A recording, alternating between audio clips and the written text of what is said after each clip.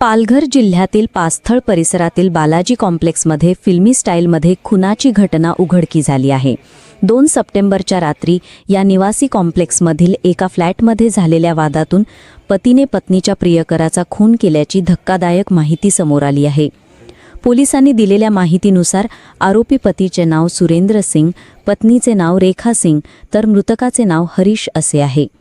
मिळालेल्या माहितीनुसार सुरेंद्रने आपल्या पत्नीच्या प्रियकार हरीशला फ्लॅटमध्ये बोलावलं।